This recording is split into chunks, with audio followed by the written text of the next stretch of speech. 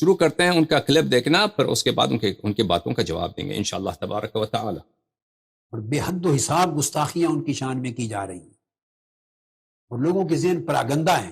تو مجھے لوگ کہہ رہے تھے اور علماء کرام نے بطور خاص کہا کہ میں سیدنا مولا علی المرتضیٰ کی شان اقدس کے دفاع کی طرز پر یہ شیخین کریمین آقا علیہ السلام کے جلیل القدر خلفاء راشدین کے پہلے دو عظیم خلفاء بطور خاص اور جمیع خلفاء اربعہ اور صحابہ کرام بالعموم، مگر سیدنا صدیق اکبر اور سیدنا فاروق اعظم رضی اللہ تعالیٰ عنہما بالخصوص، کہ میں ان کی شان کے دفاع کا بھی فریضہ ادا کروں۔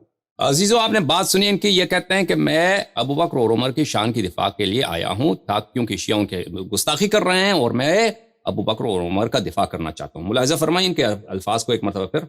مگر سیدنا صدیق اکبر اور سیدنا فاروق اعظم رضی اللہ صدیق اکبر، فاروق اعظم۔ دیکھیں میرے عزیزو، یہ کیونکہ مذہب عمری اساس ہی سے غصب پر، جھوٹ پر، افتراء پر مبتنی ہے، تو اور غصب کس کو بولتے ہیں؟ چوری کو بولتے ہیں۔ یہ چوریوں کا جو سلسلہ ہے اسی کے ایک کڑی یہ ہے کہ انہوں نے القاب چھڑا دیے ہیں امیر المؤمنین علیہ الصلوۃ والسلام کو، اور ان اشخاص پہ یہ لوگ لاگو کرتے ہیں ان القاب کو جو ان القاب کے وہ مستحق نہیں ہیں۔ پہلی بات تو کیونکہ یہ ہمیشہ سلسلہ گفتگو ان کا جو جاری رہے گا، 20 سپیچز ہیں ان کے، ہمیشہ یہ جو ہے ابو بکر کو اسی لقب کے ساتھ ذکر کرتا ہے صدیق اکبر، اور عمر کو اسی لقب کے ساتھ ذکر کرتا ہے فاروق اعظم۔ تو ہم شروع ہی سے یہ اسٹیبلش کرنا چاہتے ہیں کہ یہ ہمیں منظور نہیں۔ صدیق اکبر امیر المؤمنین علیہ السلام ہے، جیسے خلیفہ رسول صلی اللہ علیہ وآلہ وسلم برحق بلا فصل امیر المؤمنین علیہ السلام ہے، جیسے امام برحق امیر المؤمنین علیہ السلام ہے، اسی طرح صدیق اکبر امیر المؤمنین علیہ السلام ہیں، اور ابو بکر صدیق ہو ہی نہیں سکتا، ابو بکر صدیق ہو ہی نہیں سکتا۔ اس بات کا ہم اسٹیبلش کرنا چاہتے ہیں۔ اسی طرح فاروق اعظم، ایک اس بات کی جانب سے کہ امیر المؤمنین علیہ السلام فاروق اعظم ہیں اور عمر فاروق ہو ہی نہیں سکتا۔ ان دو باتوں کا ہم انشاءاللہ اسٹیبلش کرتے ہیں، کیونکہ یہ ہمارا کام آئے گا آگے آخر تک، کیونکہ یہ ہمیشہ یہ اسی طرح یہ مولوی طاہر القادری کہے گا ابو بکر کو اس لقب کے ساتھ یاد کرے گا اور عمر کو بھی اسی لقب کے ساتھ۔ تو ہم پہلے اس چوری کا جواب دینا چاہتے ہیں کہ یہ ایک چوری ہے، نہ ابو بکر صدیق اکبر ہے، نہ عمر فاروق اعظم ہے، یہ القاب ہیں ہمارے سید المسلمین یعصوب الدین امیر المؤمنین علیہ السلام کے۔ پہلی بات تو یہ ہے کہ ہم اگر شیعہ، ہم جو شیعہ اہل بیت علیہم السلام ہیں، ہمارے اصول کے مطابق، ہمارے احادیث کے مطابق، وہ تو واضح بات کہ صدیق اکبر امیر المؤمنین علیہ السلام ہے اور فاروق اعظم بھی امیر المؤمنین علیہ السلام ہے۔ ملاحظہ فرمائیے عزیزو، یہ کتاب ہے الاصول من الکافی، جلد نمبر 1، چھاپ دار الکتب الاسلامیہ، صفحہ نمبر 197 میں کتاب الحجہ آپ کے سامنے ہے، کتاب الحجہ سامنے ہے آپ کے، یہاں پر یہ حدیث ملاحظہ فرمائیے، حدیث نمبر 2، کہ ہمارے آقا حضرت قرآن ناطق بحر حقائق امام صادق علیہ السلام نے فرمائی۔ یہ حدیث بہت پیاری ہے میرے عزیزوں، معاف کیجیے گا کہ اس حدیث کا کچھ حصہ ہمارے گفتگو سے متعلق نہیں ہے، لیکن میں وہ پڑھنا چاہتا ہوں کیونکہ آپ مؤمنین کے دلوں کے زنگ اتر جائیں گے، دلوں کا غبار اتر جائے گا ان کلمات اہل بیت علیہ السلام سننے سے۔ میں اور سلیمان ابن خالد سعید الاعرج کہہ رہا ہے، حضرت قرآن ناطق امام صادق علیہ السلام کے بارگاہ میں حاضر ہوئے تو فرمایا، یا سلیمان ما جاء عن امیر المؤمنین علیہ السلام یؤخذ به وما نہى عنہ ينتہى عنہ۔ اے سلیمان، یاد رکھو کہ جو بھی فرمان مولا امیر المؤمنین علیہ السلام کی جانب سے صادر ہو اس کی طاعت واجب، امر کریں تو عمل کرو، نہیں کریں تو اجتناب واجب ہے۔ جرى له من الفضل ما جرى لرسول اللہ صلی اللہ علیہ وآلہ وسلم، امیر المؤمنین علیہ السلام کے وہی فضائل ہیں، وہی صفات حسنہ ہیں، وہی درجات علا ہیں جو رسول اللہ صلی اللہ علیہ وآلہ وسلم کے ہیں۔ فضائل وہی ہیں سید المسلمین علیہ السلام کا جو سید المرسلین صلی اللہ علیہ وآلہ وسلم کے ہیں۔ پھر فرمایا وَلِرَسُولِ اللَّهِ صلی اللہ علیہ وآلہ وسلم الفضل علی جمیع من خلق اللہ، اور رسول پاک صلی اللہ علیہ وآلہ وسلم کے کیا فضائل ہیں؟ فرمایا ان کا مقام وہ ہے وہ سب خلائق پہ افضل۔ رسول اللہ صلی اللہ علیہ وآلہ وسلم کے فضائل کا مقام یہ کہ وہ سب ما خلق اللہ پہ افضل، اور امیر المؤمنین علیہ السلام وہ تمام فضائل، وہ علم، وہ تقوی، وہ قرب الہی، معجزات، کرامات، فصاحت، بلاغت جو رسول پاک صلی اللہ علیہ وآلہ وسلم کو اللہ نے عطا فرمایا ہے، وہ سب امیر المؤمنین علیہ السلام کہ نفس نفیس میں موجود. پھر فرمایا المعیب علی امیر المؤمنین علیہ السلام فی شیء من احکامہ کالمعیب علی اللہ عز وجل وعلی رسولہ صلی اللہ علیہ وآلہ وسلم. جو بھی شخص سید المسلمین امیر المؤمنین علیہ السلام کے کسی بھی حکم کسی بھی فیصلے پہ عیب اٹھاتا ہے وہ ایسا ہے کہ اللہ تعالی پر عیب اٹھاتا ہو, کہ اللہ سے کسی نقص کو, کسی عیب کو, کسی خامی کو نسبت دے. والراد علیہ فی صغیرۃ او کبیرۃ علی حد الشرک باللہ. جو شخص سید المسلمین امیر المؤمنین علیہ السلام کہ کسی چھوٹے یا بڑے کام, کسی چھوٹے خفیف جزئی یا کسی بڑے اہم بات پر اعتراض کرے, اس کو رد کرے, قبول نہ کرے, وہ ایسا ہے کہ اس نے اللہ کے مسترد کیا ہے, جیسا ہے کہ اس نے بتوں کے سامنے سجدہ کیا ہے. یہ بالکل شرک باللہ, شرک باللہ. سمجھ میں آ رہی بات؟ کان امیر المؤمنین صلوات اللہ علیہ باب اللہ الذی لا یؤتی الا منہ. امیر المؤمنین علیہ السلام اللہ کے وہ دروازے ہیں کہ اللہ کی رضا, اللہ کی شریعت, اللہ کی معرفت, اللہ کے بخشش تک پہنچنے کا ایک ہی طریقہ ہے, ایک ہی دروازہ ہے. وہ دروازہ کون سا ہے؟ اس دروازے کا نام ہے امیر المؤمنین علیہ السلام. دین الہی, معرفت الہی, توحید الہی, رضا الہی, بخشش الہی اور اللہ تعالیٰ کے شریعت اور دین کی معرفت, ایک ہی راستہ ہے. اس راستے کا نام کون؟ اس راستے کا نام سید المسلمین امیر المؤمنین علیہ السلام. وَسَبِيلُهُ الَّذِي مَنْ سَلَكَ بِغَيْرِهِ هَلَكَ. جان لو کہ امیر المؤمنین علیہ السلام وہ صراط اللہ المستقیم ہے, وہ سبیل اللہ ہے, وہ اللہ کا راستہ ہے کہ کسی نے بھی کسی دوسرے راستے کو اختیار کیا, جو بھی شخص ہو وہ بدبخت ہو گیا, ہلاک ہو گیا. ہلاکت دینی لٹریچر میں جب ہلاکت کا نام لیا جاتا ہے تو اس سے مطلب یہ ہے کہ وہ جہنمی ہو جاتا ہے. جو بھی شخص امیر المؤمنین علیہ السلام کے علاوہ دوسرے راستے کو اختیار کیا, کافر, زندیق, دین سے نکل گئے. وَبِذَلِكَ جَرَتِ الْأَئِمَّةُ وَاحِدٌ بَعْدَ وَاحِدٌ. اور یہی شان و منزلت جو سید المسلمین سلام اللہ علیہ کا ہے تک ہر ایک ائمہ طاہرین علیہ السلام. وہی علم, وہی عصمت, وہی شجاعت, وہی جود و سخا جو امیر المؤمنین علیہ السلام کا ہے, وہی ہمارے آقا, ہمارے مولا, ہمارے صاحب امام منتظر المہدی علیہ السلام عجل اللہ تعالی فرجہ الشریف کا ہے. سمجھ میں؟ یہ صفات سب ائمہ اطہار علیہ السلام کے لیے ثابت. جعلهم اللہ ارکان الارض ان تمید بهم. اہل بیت طاہرین علیہ السلام ائمہ ابرار 12 امام وہ حضرات ہیں کہ اللہ تعالیٰ نے ان کو زمین کا ستون بنایا کہ ان کی برکت کی وجہ سے زمین ہلاک نہیں ہوتا, زمین نیست و نابود نہیں ہوتا. والحجت البالغۃ علی من فوق الارض ومن تحت الثری. اور سب آسمانوں کی نیچے جتنے لوگ بستے ہیں اور جتنے لوگ زمین پہ بستے گھومتے ہیں, اللہ کی جانب سے حجج بالغہ کون ہے؟ حجت بالغہ 12 امام ائمہ طاہرین علیہ السلام. اور پھر فرمایا, ملاحظہ فرمائیے, موضوع کی طرف آتے ہیں. مولا امام صادق علیہ السلام نے فرمایا کہ امیر المؤمنین علیہ السلام نے فرمایا انا قسیم اللہ بین الجنت والنار. خلائق کو تقسیم کرنے والا روز قیامت کہ کون جنتی ہے کون جہنمی ہے, قسیم الجنت والنار اللہ کی جانب سے کون؟ میں ہوں. کس نے فرمایا؟ امیر المؤمنین علیہ السلام نے فرمایا. وَأَنَا الْفَارُوقُ الْأَكْبَرُ. فاروق اکبر, فَأَنَا الْفَاروقُ الْأَكْبَرُ. آپ دیکھیں مطول وغیرہ میں حصر کے متعدد ادات ہیں عربی زبان میں. ان ادات حصر میں سے یہی ہے کہ مسند اور مسند علیہ دونوں معرفہ ہوں. مسند اور مسند علیہ جب معرفہ ہوں تو یہ حصر پہ دلالت کرتا ہے.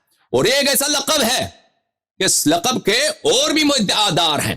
تو امیر المؤمنین علیہ السلام حصر بیان کرتے ہوئے کہتے ہیں کہ انا الفاروق الاکبر, فاروق اکبر, کہ اگر اس کے جھنڈے کے نیچے آ گئے تو حق پر ہو اور اس کے جھنڈے کے نیچے سے نکل گئے تو باطل اور جہنم کے راستے پر ہو. وہ کون ہے؟ امیر المؤمنین علیہ السلام. وانا صاحب العصا والمیسم. صاحب عصا اور میسم, روز قیامت حوض کوثر, ڈنڈے کے ساتھ منافقین کو حوض کوثر سے بگانے والا کون؟ میں. میسم, جب رجعت میں مولا امیر المؤمنین علیہ السلام آئیں گے تو مومن کے پیشانی پہ مہر لگائیں گے, لکھا ہوا ہوگا امیر المؤمنین علیہ السلام کا یہ شیعہ, یہ محب ہے, یہ صاحب العصا اور میسم. وَلَقَدْ أَقَرَّتْ لِي جَمِيعُ الْمَلَائِكَةِ والروح بمثل ما اقرت لمحمد صلی اللہ علیہ وآلہ وسلم. ملائکہ اور روح نے، سب ملائکہ مقربین حملہ عرش، انہوں نے اسی طرح جس طرح انہوں نے رسول اللہ صلی اللہ علیہ وآلہ وسلم کی رسالت اور ان کی ولایت کی شہادت دی، اسی طرح میرے لیے بھی انہوں نے اقرار کیا ہے. میرے بھی امامت اور خلافت اور ولایت اور قرب الہی اور خلیفۃ اللہ ہونے کا انہوں نے اقرار کیا ہے ملائکہ نے. وَلَقَدْ حُمِّلْتُ عَلَى مِثْلِ حَمُولَةِ مُحَمَّدٍ صلی اللہ علیہ وآلہ وَهِيَ حَمُولَةَ الرَّبِّ.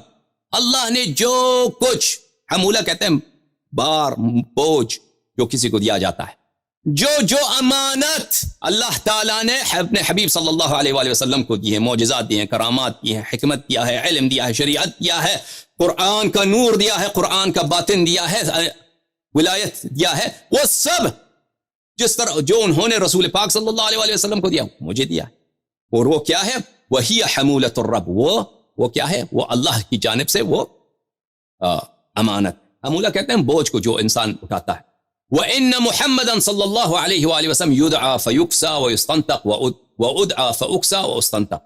روز قیامت خلائق کا محشر ہوگا تو سب سے پہلے رسول اللہ صلی اللہ علیہ وآلہ وسلم کو پکارا جائے گا، ان کو خلعت نور پہنایا جائے گا، اور ان کی تکریم ہوگی، اکرام ہوگا اللہ کی جانب سے، اور ان سے کہا جائے گا کہ خطاب کریں آپ. جس طرح اللہ تعالیٰ رسول پاک صلی اللہ علیہ وآلہ وسلم کے اس طرح اکرام کریں گے، اسی طرح مجھے بلایا جائے گا، مجھے خلعت نور پہ اور تاج نور پہنایا جائے گا، اور مجھ سے کہا جائے گا کہ یا امیر المؤمنین آپ خطاب فرمائیے. فَأَنْتِقُ عَلَى حَدِّ مَنْطِقِهِ. اور جس طرح رسول پاک صلی اللہ علیہ وآلہ وسلم وہاں پہ خطاب فرمائیں گے، میں بھی خطاب کروں گا. وَلَقَدْ أُعْطِيتُ خِصَالًا لَمْ يُعْتَهُنَّ أَحَدٌ قَبْلِ. اللہ نے مجھے ایسے خصال عطا فرمائے، ایسے خصال فرمائیے کہ مجھ سے پہلے کسی کو نہیں دیا گیا ہے. وہ کیا ہیں؟ بہت سارے ہیں، ان میں سے کچھ. علمت علم المنایا والبلایا، کہ اللہ تعالیٰ نے مجھے یہ علم دیا ہے کہ کس کا اجل کیا ہے، کب کس کا اجل آئے گا. بلایا کہ کس شخص پر کون سی بلا نازل ہوگی، کس طرح اس کا امتحان ہوگا. منایا موت، بلایا مصائب. والانصاب، اور اللہ تعالیٰ نے مجھے سب انصاب کا، یہ انصاب ایک بہت، یہ اللہ صرف اللہ کو معلوم ہے اور اللہ کے حجج کو معلوم ہے کہ کون کس کا بیٹا ہے. واقع حقیقت میں یہ علم انصاب اللہ نے مجھے عنایت فرمایا ہے. وفصل الخطاب، اور وہ خطاب جو حق و باطل کا فاصل ہے، جو اسلام اور شرک کا فاصل ہے، جو ہدایت و ضلالت کا فاصل ہے، وہ خطاب، وہ علم، وہ بیان اللہ نے مجھے عطا فرمایا ہے. فلم يفتنی ما سبقنی. اللہ اللہ اللہ اللہ اللہ. یہ سید المسلمین سلام اللہ علیہ کہہ سکتے ہیں، دیکھو لوگو، میں تو پیدا ہوا ہوں رسول اللہ صلی اللہ علیہ وآلہ وسلم کے اعلان رسالت بعثت سے 13 سال پہلے، لیکن مجھ سے پہلے جو انبیاء گزرے ہیں، مجھ سے پہلے جو امم گزری ہیں، مجھ سے پہلے جو خلائق گزرے ہیں، دنیا و آسمان کی خلقت، لم یفت ما سبقنی، وہ میرے آنکھوں سے کچھ بھی، میرے مشاہدے سے جو کچھ میری پیدائش سے پہلے گزرا ہے، میرے مشاہدے سے غائب نہیں رہا. اللہ سبحان اللہ سبحان اللہ سبحان اللہ. فاروق اعظم کو، صدیق اکبر کو، یا سبحان اللہ. ولم يعزب عنی ما غاب عنی، جو چیز میرے آنکھوں کے سامنے نہ ہو، میرے ظاہری حس کے سامنے نہ ہو، مثلا کمرے میں بیٹھے ہیں یا کسی میدان میں تشریف فرما ہے، وہاں پہ کوئی چیز نہیں ہے، وہ بھی مجھ سے دور نہیں ہے. اگر میرا شیعہ امریکہ میں ہے، میرا شیعہ ہندوستان میں ہے، مولا امیر المؤمنین علیہ السلام ظاہری لحاظ سے نجف اشرف میں ہے، آپ پکاریے تو صحیح، پکاریے تو صحیح، یا امیر المؤمنین مدد. فرمایا کہ جو میرے سامنے نہیں ہے وہ مجھ سے دور نہیں ہے. ابشر باذن اللہ واودی عن اللہ عز وجل، میں جو بھی آپ کو سناتا ہوں، خبر سناتا ہوں، فضائل سناتا ہوں، بشارتیں دیتا ہوں، یہ اللہ کی جانب سے، اور جو بھی حلال و حرام جو بھی میرا بیان ہوتا ہے وہ اللہ کا کلام ہے، اللہ کی جانب سے. کل ذالک مکننی اللہ فیہ باذنہ، یہ سب کچھ اللہ کا، میں اللہ نہیں ہوں، میں خدا نہیں ہوں، میں خالق و رازق نہیں ہوں، میں اللہ کا بندہ ہوں، یہ سب کچھ اللہ نے مجھے عطا فرمایا ہے. اللہ کی یہ فضیلت ہے جو اس نے مجھے دیا ہے، دوسروں کو نہیں دیا. مجھے حجت بنایا ہے، دوسروں کو حجت نہیں. صحیح ہے. ہمارے کتب میں آپ کہیے گا کہ ہمارے کتب جماعت مخالفین کے لیے حجت نہیں، کوئی بات نہیں، ہمیں پتہ ہے کہ ان کے لیے حجت نہیں، ہم ان کی کتب سے ثابت کریں گے. ابھی آ رہے ہیں اس کی طرف، ان کی کتب سے بھی ثابت کریں گے کہ ابو بکر صدیق نہیں ہے عمر فاروق نہیں ہے، ان کے کتب سے ثابت کریں گے کہ امیر المؤمنین علیہ الصلوۃ والسلام صدیق ہیں اور فاروق ہیں۔ ملاحظہ فرمائیے پھر جلد نمبر 8واں مجلد کتاب کافی شریف، چھاپ دارالکتب الاسلامیہ تہران میں، روضہ کافی، یہاں پہ صفحہ نمبر 18 میں ایک طویل خطبہ ہے سید المسلمین یعصوب الدین امیر المؤمنین علیہ الصلوۃ والسلام سے، کہ حضرت قرآن ناطق بحر حقائق امام باقر علوم الرحمن علیہ الصلوۃ والسلام نے روایت فرمایا ہے۔ ملاحظہ فرمائیے اس خطبے میں بہت طویل خطبہ ہے، یہ صفحہ نمبر 18 سے شروع ہوتا ہے، لیکن ہم آپ کو دکھائیں گے صفحہ نمبر 30 پر ایک فقرہ۔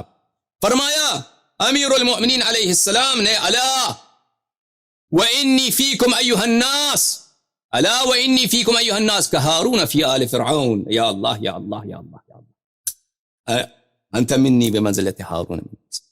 اے لوگو جان لو، مسلمانوں جان لو کہ میرا مرتبہ تجھ میں اس امت میں وہی ہے جو ہارون علیہ السلام کا تھا آل فرعون میں۔ امتیو، ہارون علیہ السلام کا حضرت موسیٰ علیہ السلام کی امت میں کیا مرتبہ تھا؟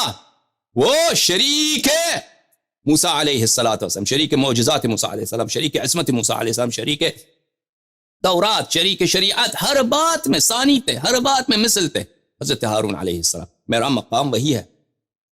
وَكَبَابِ حِطَّةَ فِي بَنِي إِسْرَائِيل، بنی اسرائیل میں بنی اسرائیل نے بڑا گناہ کیا حضرت موسیٰ علیہ السلام سے، غداری۔ تو فرمایا کہ تو بنی اسرائیل نے پوچھا کہ اب بخشش کا کوئی وسیلہ ہو، تو فرمایا کہ باب حطہ ہے، باب حطہ ہے، یہاں پہ سجدے کے ساتھ اس باب میں دروازے میں داخل ہو جاؤ، تمہارے سارے گناہیں مغفرت ہو جائیں گے۔ تو بنی اسرائیل نے وہی کیا، انہوں نے سجدہ کیا اور اسرائیل میں باب حطہ تھا، وہ میں اس امت میں وہی ہوں کہ اگر میری ولایت مان گئے اور میرے دامن کو تھامے رکھا تو پھر اس کے بعد انشاءاللہ تبارک و تعالی مغفرت بھی ہے، شفاعت بھی ہے، اور دخول جنت بھی یقینی ہے۔ وَكَسَفِينَةِ نُوحٍ فِي قَوْمِ نُوح، اور میرا مقام وہی ہے مسلمانوں جان لو کہ سفینہ نوح کی کشتی، قوم نوح میں نوح کی کشتی، ہاں کشتی سے جو باہر رہ گئے کیا ہوا ان کا؟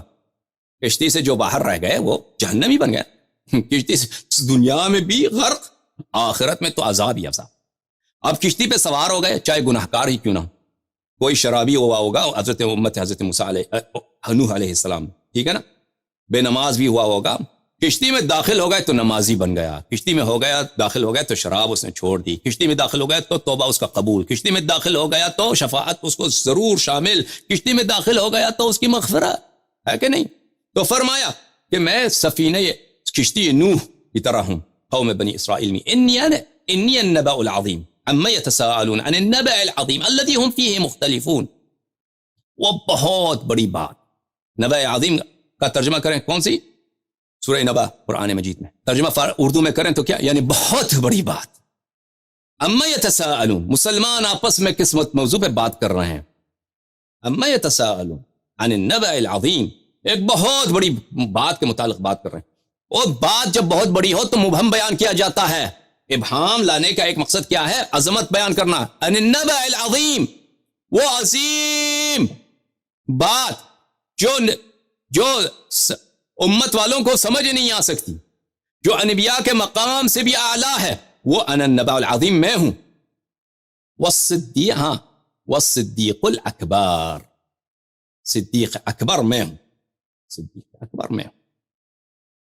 وَعَنْ قَلِيلٍ سَتَعْلَمُونَ مَا تُوعَدُونَ، اور انشاءاللہ موت قریب ہے، وہ ابھی جو کچھ انکار کرتا ہے، شک کرتا ہے، شک کر، موت آنے والا ہے، پھر پتہ چل جائے گا، مرنے سے پہلے ہی پتہ چل جائے گا کہ وہاں پہ آپ کو زقوم کا جام، زقوم کا طعام اسی دنیا میں مرنے سے پہلے ملائکہ کھلائیں گے، اس کے بعد وہ آگے جو وہ آپ کو لے کے جایا جائے گا وہ تو الگ بات۔ تو ہمارے روایات کے متعلق یہ میں نے بہت اختصار کے ساتھ، جلدی کے ساتھ پڑھتے ہوئے میں نے آپ کو یہ سنا ہے، کیونکہ ہماری اصل بات جو ہے جماعت مخالف کے ساتھ، لیکن جماعت مخالف کیونکہ وہ ہم سے بات کر رہے ہیں، ہم سے بات کریں، ہمیں حق پہنچتا ہے کہ ہم اپنا جیسے وہ اپنے روایت بیان کر رہے ہیں، ہمیں بھی حق پہنچتا ہے کہ ہم کہہ دیں کہ ہمارے نقطۂ نظر کے مطابق جماعت عمریہ کے احادیث کی کوئی حجیت نہیں ہے، ہمارے نقطۂ نظر کے مطابق صدیق اکبر کے لقب کا حامل کون، فاروق اعظم کا لقب کا حامل کون، ہمارے نقطۂ نظر میں یہ ہے۔ اب شیعہ کتب سے استدلال نہیں کریں گے، مخالفین کے کتب سے استدلال کریں۔ دو باتیں، ایک کہ صدیق اکبر امیر المؤمنین علیہ السلام ہیں، دوسری بات کہ ابو بکر صدیق اکبر ہو ہی نہیں سکتا، صدیق ہی نہیں ہو سکتا، وہ صدیق ہی نہیں ہے، نہ صرف صدیق اکبر نہیں بلکہ صدیق ہی نہیں ہے انشاءاللہ تعالی۔ یہ دونوں باتیں آپ کی خدمت میں انشاءاللہ تبارک و تعالی ثابت کریں گے۔ اب آپ تسلی سے باتیں سن لیجئے ان باتوں میں، کیونکہ تاریخ اتنا گناؤنی ہے اسلام کی، تاریخ اتنی تاریخ ہے، اس میں اتنا ظلم ہوا ہے بہترینوں پر، جو اس امت کے بہترین تھے، جو رسول اللہ صلی اللہ علیہ وسلم کے نفس نفیس تھے، ان کے ساتھ اتنا ظلم ہوا. یہ تاریخ بہت دردناک تاریخ ہے. اگر میں نہیں چاہتا کہ میں ایسے الفاظ استعمال کروں جس سے آپ کے جذبات جو ہیں مجروح ہوتے ہیں، یہ مجھ سے کوئی فائدہ نہیں ہے کہ آپ کو غصہ دلاؤں، اس سے میرا کوئی فائدہ نہیں. لیکن اگر بعض اوقات میں حقیقت بتاتا ہوں اور حقیقت آپ کو اچھا نہیں لگتا، تو اس میں میرا قصور نہیں ہے. میری نیت یہ نہیں ہے کہ میں آپ کو غصہ دلاؤں، میں آپ کو رنجش دوں، میں آپ کو اذیت کروں، میں آپ کو بے آبرو کروں، یعنی مخالفین کو کہہ رہا ہوں کہ میں آپ کو بے ذلیل کروں. یہ میرا ہدف نہیں. میرا ہدف یہ ہے کہ آپ لوگوں نے، آپ جو ہمارے بھائی ہیں، بہنیں ہیں، اہل قبلہ ہیں، مسلمان ہیں، کلمہ گو ہیں، حضرت رسالت پناہ صلی اللہ علیہ وآلہ وسلم کی رسالت کے کلمہ پڑھتے ہیں، آپ لوگوں سے دین کو چھپایا گیا ہے. اصل میں صاحب دین کون ہے، اصل میں یہ اس دین کے اولیاء کون ہیں، یہ آپ سے چھپایا گیا ہے. غداروں کو دین کے اولیاء کے طور پہ آپ سے معرفی کیا گیا. کتاب کون سا ہے؟ سنن ابن ماجہ، چاپ دار الفکر، بیروت، لبنان، صفحہ نمبر 49، حدیث نمبر 120. ملاحظہ فرمائیے، روایت ہے، اس کے سب رجال اس کے ثقہ، صرف عباد ابن عبداللہ الاسدی الکوفی اس کے متعلق یہ ثقہ ہے یا نہیں، باقی سب ثقہ ہے. ان سے روایت ہے کہ قال علی علیہ السلام. ابھی بھی بتا دوں کہ یہ صرف عباد ابن عبداللہ سے مروی نہیں ہے، کئی اور طرق سے بھی مروی. زید ابن وہب نے بھی روایت کیا ہے، جو بخاری، مسلم، اور وہ مخزرم ہے، اور وہ زید ابن وہب ابو سلیمان الجہنی، اس نے بھی یہ روایت کی ہے، ابھی شاید آئے گا. وہ رسول پاک صلی اللہ علیہ وآلہ وسلم کے زمانے میں مسلمان ہوا اور نکل گیا تھا گھر سے رسول پاک صلی اللہ علیہ وآلہ وسلم سے ملنے، ملاقات کرنے. راستے میں دیکھ کہ وہ رسول پاک صلی اللہ علیہ وآلہ وسلم کا انتقال ہوا، ان کا ارتحال ہوا، تو ملاقات نہیں ہو سکی، اس لیے صحابہ میں انہوں کو شمار نہیں کیا گیا ہے. لیکن وہ بخاری، مسلم، کتب اربعہ سب کے نزدیک ثقہ ہے، انہوں نے بھی روایت کیا ہے. اس کے علاوہ کئی اور طرق سے بھی روایت ہے. سلمان نے روایت کیا، ابو ذر نے روایت کی، معاذ عدویہ نے روایت کیا، لہذا یہ کئی طرق سے مروی ہے.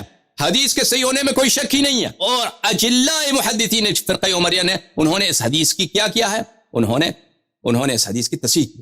اچھا، روایت کون سی ہے؟ قال علی سید المسلمین علیہ السلام، مولا امیر المؤمنین علیہ السلام نے فرمایا، انا عبداللہ، میں اللہ کا بندہ ہوں، واخو رسولہ صلی اللہ علیہ وسلم. واحد شخص جو نسباً بھی رسول پاک صلی اللہ علیہ وآلہ وسلم کے بھائی ہیں، اور مواخات صرف ایک کو حاصل ہے، انت منی بمنزلت ہارون من موسیٰ، اس سے بھی مواخات ہی ثابت ہے کہ میں ہوں رسول پاک صلی اللہ علیہ وآلہ وسلم کا برادر بجان برابر. وانا الصدیق الاکبر، انا الصدیق الاکبر. میں نے کہا نا کہ مسند علیہ کی تعریف دلالت کرتی کس پر؟ حصر پر. ادوات حصر میں سے ایک ہے، جیسے اللہ، جیسے اس بات بعد النفی، یہ سب ادوات نفی، ادوات حصر میں سے ہے. اسی طرح ادوات حصر میں سے ایک مبتدا اور خبر، مسند علیہ، دونوں معرفہ ہوں تو اس سے کیا ہوتا ہے؟ اس سے حصر ثابت ہوتا ہے. وَأَنَا الصِّدِّيقُ الْأَكْبَرُ، لَا يَقُولُهَا بَعْدِي إِلَّا كَذَّابٌ، میرے علاوہ اس کا ادعا کوئی نہیں کرتا کہ میں صدیق اکبر ہوں، مگر یہ کہ وہ بہت ہی جھوٹا ہے. اللہ بہت ہی جھوٹا. اب ہم ثابت کریں گے نا کہ ابو بکر یہ صدیق ہو ہی نہیں سکتا. اب مخالفین کے کتب سے ثابت کریں گے، مخالفین ہی کے کتب سے ثابت، اور ایسا ثابت کریں گے کہ جماعت عمریہ کا کوئی بھی بڑا سے مولوی ہو کہ رد نہ کر سکتا. صلیت قبل الناس ل7 سنین، کوئی مسلمان تھا ہی نہیں، صرف میں تھا، رسول پاک صلی اللہ علیہ وآلہ وسلم تھا، حضرت خدیجہ کبریٰ سلام اللہ علیہا تھی، ہم نماز پڑھتے، کوئی اور نماز پڑھنے والا ہی نہیں. اسی حدیث کے بنا پر بہت سارے محققین، محدثین نے قبول کیا ہے کہ امیر المؤمنین علیہ السلام اول الناس اسلامہ ہیں، اور ابو بکر اول الناس اسلامہ نہیں ہیں. اور صلیتو، اسی جملے سے پتہ چلتا ہے، صلیتو قبل الناس ل7 سنین، کہ میرے علاوہ کوئی دوسرا ادعا کرے کہ صدیق اکبر ہے، وہ جھوٹا ہے. میں دوسرے لوگوں سے 7 سال پہلے میں نماز پڑھتا تھا رسول پاک صلی اللہ علیہ وآلہ وسلم سے. تو اس میں واضح الکنایہ تو ابلغ من التصریح، اس میں واضح کنایہ ہے، اشارہ ہے ابو بکر کی طرف. اور عمری محدثین نے اس بات کی طرف اشارہ کیا، ہم آپ کو دکھائیں گے کہ امیر المؤمنین علیہ السلام کا اشارہ کس کی طرف؟ ابو بکر کی طرف ہے. اور یہ خود جب اشارہ یہاں پہ ابو بکر کی طرف ہے، ایک یہاں پہ، اور صدیق اکبر کا لقب بھی کس کو دیا جا رہا ہے؟ ابو بکر کو دیا جا رہا ہے.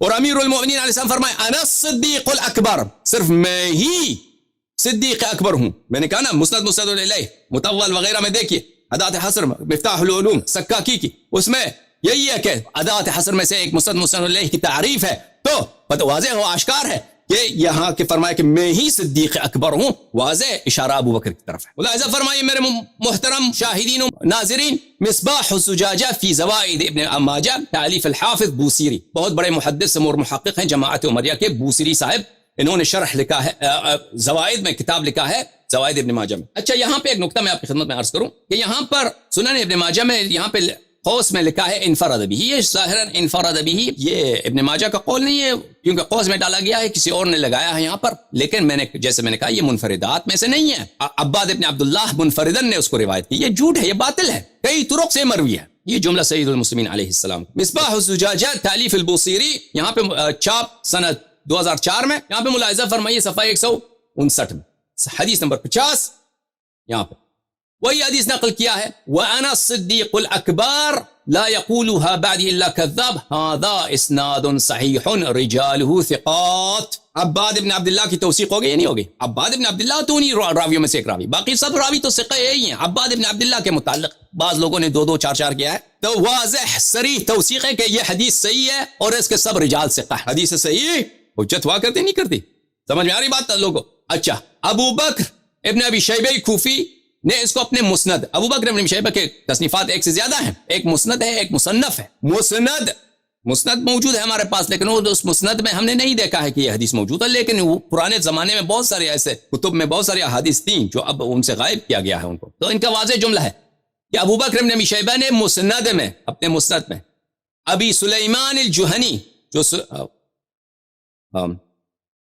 وہب ابن زید ہیں، ان کے طریق ابو سلیمان جوہنی جو رجال بخاری مسلم کتب اربعہ میں سے ہیں اور بہت بڑے تابعی ہیں، اور وہ مخضرم ہیں، یعنی رسول پاک صلی اللہ علیہ وآلہ وسلم کے حیات اقدس میں مسلمان ہوئے تھے لیکن ملاقات نہیں ہو سکی، اور وہ کوفے کے تھے، اور وہ سب جنگوں میں امیر المؤمنین علیہ الصلوۃ والسلام کے انہوں نے ساتھ دیا ہے، جمل میں عائشہ کے خلاف، صفین میں معاویہ کے خلاف، اور اس کے علاوہ نہروان میں خوارج کے خلاف ساتھ دیا ہے، لیکن یہ رجال بخاری مسلم ان میں سے، انہوں نے بھی روایت کی ہے امیر المؤمنین علیہ السلام سے۔ فذکرہ، اسی حدیث کو روایت کیا ہے، صرف آخر میں ہے لا یقولها قبلی، اس میں یہ بھی ہے کہ لا یقولها قبلی، میں صدیق اکبر ہوں، مجھ سے پہلے بھی کسی نے ادعا نہیں کیا ہے مگر یہ کہ وہ کذاب، میرے بعد بھی کوئی ادعا نہیں کرتا مگر یہ کہ وہ کذاب ہے۔ سمجھ میں آ رہی بات آپ کو؟ ورواه محمد بن یحییٰ ابن ابی عمر فی مسندہ، انہوں نے بھی روایت کیا ہے کس کی طریق سے؟ اب یحییٰ کی طریق سے، عن علی ابن ابی طالب علیہ السلام باسنادہ، اپنے سند کے ساتھ روایت کیا ہے، بلے اس میں آخر میں یہ ہے فقالها رجل فاصابته جنہ، کہہ رہا ہے کہ محمد ابن ابی یحییٰ ابن عمر نبی اپنے مسند میں روایت کیا ہے، اس میں یہ آخر میں یہ ہے کہ ایک شخص نے اس نے یہی ادعا کیا، مصنف نے وہاں پہ لکھا ہے اپنے زمانے میں ایک شخص، ہمارے زمانے میں ایک شخص نے ادعا کیا کہ میں بھی صدیق اکبر ہوں، تو فوراً اس کو کیا ہو گیا، اس کو جنون لگ گیا، اس کو جنون لگ گیا، وہ پاگل ہو گیا، اس نے کہا پاگل، اللہ نے اس کو مفتضح کیا، بے آبرو کیا اس کو۔ یہاں پہ اب دیکھیے میرے عزیزو، یہاں پہ حاشیے میں فٹ نوٹ میں مصباح الزجاجہ میں فٹ نوٹ میں جو کتاب کا محقق ہے انہوں نے کہا کہ مسند ابن ابی شیبہ یوجد منه قطعة يسيرة بقسم المخطوطات بالجامعة ومن الصعب قراءتها ومسند ابن ابی عمر مفقود، یہ فرما رہے ہیں کہ مسند ابن ابی شیبہ جو ہے اس کے نسخے نہیں ہیں ہمارے پاس، صرف اس کا ایک مخطوطہ موجود ہے یونیورسٹی میں، اور اس خط اس کا بہت خراب ہے، پڑھا نہیں جا رہا، اس خط اس کا بہت خراب ہے، پڑھا نہیں جا رہا، اور مسند ابن ابی عمر بھی جو ہے وہ کتب مفقودہ میں سے ہے۔ مجھے لگتا ہے میرے پاس ایک مخطوط نسخہ ہے مسند، دوبارہ چیک کرنا ہوگا، کافی عرصہ ہوا چیک نہیں۔ یہ کتاب ہے شرح سنن ابن ماجہ تالیف الشیخ ابو الحسن الحنفی السندی۔ اچھا یہ سندھ کے ظاہراً ٹٹا کے تھے، یہ یعنی 2-3 صدی پہلے گزرے ابو الحسن السندی، کئی کتب پہ ان کے بہت اچھے حواشی ہیں کتب حدیث، بہت بڑے عالم دین گزرے ہیں۔ یہ انہوں نے شرح لکھا ہے کس کا؟ کتاب ہے سنن ابن ماجہ قزوینی، جزء اول، چاپ دار الجیل بیروت۔ یہاں پہ ملاحظہ فرمائیے صفحہ نمبر 57 میں اسی حدیث کو انہوں نے نقل کیا ہے، یہ متن ہے ابن ماجہ کی، اب شرح اگلے صفحے پہ، کأنہ اراد بقولہ، ابو الحسن سندی فرماتے ہیں کأنہ اراد بقولہ الصدیق الاکبر انہ اسبق ایمانا من ابی بکر ایضا، امیر المؤمنین علیہ السلام نے فرمایا انا الصدیق الاکبر، میں ہی صدیق اکبر ہوں، واضح روشن ابو الحسن صدیق فرماتے کہ یہ جملہ امیر المؤمنین علیہ السلام کا اشارہ ابو بکر کی طرف ہے، یہ کنایہ مار رہے ہیں ابو بکر کو کہ تم ادعا کرتے کہ ابو بکر صدیق، نہیں، صدیق اکبر تو میں ہوں، اور اس بات سے استدلال کرتے ہیں، اس بات سے ادعا کرتے ہیں کہ وہ ابو بکر سے پہلے اسبق ایمانا ہے، ابو بکر کہاں؟ ابو بکر تو بتوں کو سجدہ کرتے تھے، نماز پڑھتے تھے 4 رکعت 5 رکعت 20 رکعت بتوں کے لیے، وہ اس زمانے کی بات۔ رسول پاک صلی اللہ علیہ وسلم کے ساتھ کون نماز پڑھتے تھے؟ امیر المؤمنین علیہ الصلاۃ والسلام۔ وفی الإصابة في تمييز الصحابہ، تالیف حافظ ابن حجر العسقلانی صاحب فتح الباری، اصابہ میں فی ترجمۃ علی علیہ السلام امیر المؤمنین علیہ الصلاۃ والسلام کے زندگی نامے میں انہوں نے لکھا ہے ہوا اول الناس اسلاما فی قول الکثیر من اہل العلم، قول الکثیر من اہل العلم۔ حافظ ابن حجر نے اعتراف کیا ہے کہ کثیر محققین اور علماء کے نزدیک اول الناس اسلام، اول الناس ابو بکر نہیں ہے، وہ کون ہے؟ وہ سید المسلمین اخو رسول اللہ صلی اللہ علیہ وآلہ وسلم الذي هو منه بمنزلة ہارون من موسیٰ، امیر المؤمنین علیہ الصلاۃ والسلام۔ واضح ہوا نا بات کہ امیر المؤمنین علیہ الصلاۃ والسلام یہاں پہ اس جملے میں کنایتاً کس کی بات کر رہے ہیں؟ ابو بکر کی بات کر رہے ہیں۔ ملاحظہ فرمائیے مصنف میں جو جملہ ہے، مصنف ابن ابی شیبہ، ایک تو مسند ابن ابی شیبہ ہے جس کے نسخے نہیں ہیں، ٹھیک ہے نا، اور اگر ہے تو اس میں وہ حدیث نہیں ہے جس کے حدیث کی بات کر رہے ہیں کہ انا صدیق الاکبر، لیکن حافظ البوصیری نے تصریح کیا کہ یہ حدیث وہاں پر موجود ہے اس مسند ابن ابی شیبہ میں، مصنف کا اس نے ذکر ہی نہیں کیا، مسند میں کہا کہ موجود ہے، ٹھیک ہے نا۔ ابھی جو مصنف میں حدیث زید ابن وہب ہے، وہ وہب ابن زید ہے، وہ ملاحظہ فرمائی مصنف ابن ابی شیبہ والمجلد العاشر، 10واں مجلد، اس میں چھاپ الفاروق الحدیثہ سنہ 2008 میں چھپی ہے، مدینہ منورہ میں، بلکہ قاہرہ میں چھپی ہے، مصر میں، صفحہ نمبر 483، حدیث نمبر 32667۔ زید ابن وہب جو وہی ہے سلیمان جوہنی ہے، قال سمعت علی علیہ السلام علی المنبر وهو يقول، میں نے سنا اپنی کانوں سے کہ امیر المؤمنین علیہ الصلوۃ والسلام منبر پہ تشریف فرماتے اور وہ فرما رہے تھے، اس طرح خطاب کر رہے تھے، انا عبداللہ واخو رسولہ صلی اللہ علیہ وآلہ، میں عبداللہ اور میں رسول پاک صلی اللہ علیہ وسلم کا نفس نفیس، ان کا بھائی۔ اچھا، لم يقلها احد قبل، مجھ سے پہلے کسی نے ادعا نہیں کیا ہے، ولا يقولها احد بعد الا كذاب مفتر، اور میرے بعد بھی ادعا نہیں کرے گا اس بات کو مگر یہ کذاب مفتر ہو، مفتری، کذاب مفترن، کذاب مفترن، مفترن قاضی کی طرح، قاضی، اس کا اعراب یہ ہے کہ یہ نکرے کے حالت میں ہو تو یہ لام الفعل اس کا حذف ہو جاتا، کذاب مفترن۔ یہاں پر انا صدیق الاکبر نہیں ہے، انا صدیق الاکبر کا فقرہ نہیں ہے، انا صدیق الاکبر کا فقرہ نہیں، لیکن حدیث وہی زید ابن وہب کی جو میں نے کہا کہ رجال بخاری مسلم اور کتب اربعہ کے رجال میں، یہاں پہ نہیں ہے، لیکن حافظ بوصیری نے شہادت دی ہے کہ مسند میں یہ ہے، ثابت ہو گیا نا، مسند میں یہ ہے۔ حافظ بوصیری نے مصنف کا ذکر ہی نہیں کیا، مسند کا ذکر کیا، مسند ابن ابی شیبہ۔ پھر صفحہ نمبر 485 میں انہوں نے عباد ابن عبداللہ سے یہی حدیث نقل کیا ہے، انا عبداللہ واخو رسول اللہ صلی اللہ علیہ وآلہ وانا صدیق الاکبر۔ اچھی بات، وہی جو سنن ابن ماجہ کی حدیث۔ میرے عزیزو، آپ کا زیادہ وقت نہ لوں، اس کو بہت ساری کتب میں روایت کیا ہے، اس کو حدیث کو سنن کبریٰ نسائی میں، سنن کبریٰ النسائی جزء 7 چھاپ الرسالہ، یہاں پہ صفحہ نمبر 409 حدیث نمبر 8338 میں وہی حدیث ہے کہ وہ انا صدیق الاکبر، عباد ابن عبداللہ کی طریق سے۔ اچھی بات۔ اور ابن ابی عاصم نے اپنے کتاب الاحاد والمثانی میں روایت کیا ہے، صفحہ نمبر 148 میں، عباد ابن عبداللہ سے، حدیث نمبر 178، وانا صدیق الاکبر، وہی حدیث جو سنن ابن ماجہ میں 186۔ پھر انہوں نے روایت کیا ہے معاذہ العدویہ سے، معاذہ العدویہ سے، کہ انہوں نے بھی یہی امیر المؤمنین علیہ الصلوۃ والسلام کو میں نے سنا کہ وہ منبر پہ اس طرح کہہ رہے تھے، انا صدیق الاکبر، میں صدیق اکبر ہوں، آمنت قبل ان یؤمن ابو بکر واسلمت قبل ان یسلم، میں ایمان لایا اس سے پہلے کہ ابو بکر ایمان لاتا، اور میں مسلمان ہوا اس سے پہلے کہ ابو بکر مسلمان ہوتا۔ پھر دوسری سند کے ساتھ معاذہ عدویہ سے روایت کی ہے۔ ملاحظہ فرمائیے کہ کتاب ہے السنہ لابن ابی عاصم، تحقیق الشیخ باسم فیصل الجوابرہ، جزء الاول، چھاپ دار السمیعی، سنہ 1998 میں چھپی ہے کتاب۔ یہاں پہ صفحہ نمبر 888 میں حدیث نمبر 1359، سمعت علی علیہ السلام یقول، عباد ابن عبداللہ، وہی حدیث، وانا الصدیق الاکبر۔ اس میں انہوں نے ڈاکٹر باسم فیصل الجوابرہ جو سعودی عرب میں وہ حدیث کے پروفیسر ہیں، انہوں نے اس کے حدیث کو کچھ نہیں ملا، کہاں اسناد ضعیف جدا فی عباد بن عبداللہ، صرف اس میں عباد ابن عبداللہ ہے۔ کیوں اس عباد ابن عبداللہ کا مشکل کیا ہے؟ کہا کہ بخاری نے کہا کہ فیہ نظر، ابن حزم نے کہا ہے کہ مجہول، ابن حزم نے کہا کہ مجہول، اور بخاری نے کہا کہ فیہ نظر. فیہ نظر یعنی اس میں ایک بات ہے. فیہ نظر کا ترجمہ کریں گے یعنی اس میں ایک بات ہے. اب ہم اس جرح کا جواب دیں گے ابھی تھوڑی دیر میں. یہ کتاب ہے المستدرک علی الصحیحین للحافظ النیسابوری، چاپ دار التحصیل، المجلد الخامس، چھپی ہے سنت 2014 میں. یہاں پہ ملاحظہ فرمائیے صفحہ نمبر 306 میں. عباد ابن عبداللہ الاسدی روایت فرماتے ہیں امیر المؤمنین علیہ السلام سے، انا انی عبد اللہ واخو رسولہ صلی اللہ علیہ وآلہ وانا الصدیق الاکبر. اس حدیث کو نقل کرنے کے بعد حاکم نیشابوری فرماتے ہیں صحیح علی شرط الشیخین ولم یخرجہ. یہ حدیث صحیح ہے بشرط شیخین، بشرط بخاری و مسلم. اب شرط بخاری و مسلم کون ہے؟ وہ خود حافظ حاکم نیشابوری اپنے کتاب کے مقدمے میں بتاتے ہیں کہ میرے نزدیک شرط بخاری مسلم یہ ہے کہ اس حدیث کے سارے رجال بخاری مسلم کے جیسے ہوں.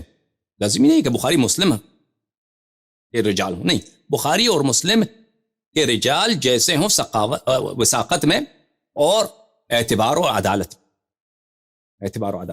تو ان کے نزدیک یہ حدیث صحیح ہے بشرط الشیخین. میرے عزیزو، یہاں پہ میں ایک دو جملے آپ کی خدمت میں عرض کروں. آپ نے حافظ بوسیری کا آپ نے شہادت سنا کہ اس حدیث کے سب رجال ثقہ ہیں. تو اس میں کون بھی شامل ہے؟ عباد بن عبداللہ بھی شامل. اس کے علاوہ حاکم کا بھی آپ نے سنا کہ اس نے کہا کہ یہ حدیث بشرط شیخین صحیح ہے، اور مقدمے میں اپنی کتاب کے شروع میں وہ کہتا ہے کہ میرے نزدیک شرط شیخین یہی ہے کہ حدیث میرے اس کتاب کے احادیث اسی جیسے ہوں جیسے بخاری و مسلم کے رجال ہیں، وثاقت اور عدالت. یہ جملہ بھی آپ کی خدمت میں عرض کرتا چلوں کہ بخاری مسلم کے بہت سارے رجال ہیں جن کی جرح کی گئی ہے، بری طرح جرح کی گئی ہے. عباد ابن عبداللہ کے متعلق تو صرف بخاری نے اتنا کہا کہ فیہ نظر، اس میں نظر ہے، ٹھیک ہے نا، اس سے زیادہ تو نہیں کیا. بخاری مسلم میں ایسے بہت سارے رجال ہیں جن کی بہت ہی زیادہ سخت شدید جرح کیا گیا ہے. سمجھ میں آ رہی نا بات؟ اب بوسیری کے نزدیک عباد ابن عبداللہ ثقہ، حاکم نیشابوری کے نزدیک عباد ابن عبداللہ جو بالکل بخاری اور مسلم کے جیسے رجال ہیں، وثاقت و عدالت میں اسی مرتبے پہ فائز. اچھا، آپ کی خدمت میں عرض کروں کہ بہت سارے ایسے نسخے ہیں مستدرک الصحیحین کے کہ اس میں سے یہ فقرہ حاکم کا کہ صحیح علی شرط الشیخین نکالا گیا ہے. اکثر جو نسخے آپ کو ابھی مطبوعہ ملیں گے مستدرک حاکم کے، اس میں یہ جملہ حذف کیا ہوا ہے صحیح علی شرط الشیخین، لیکن یہ جو دار التحصیل کا نسخہ ہے اس میں یہ موجود ہے.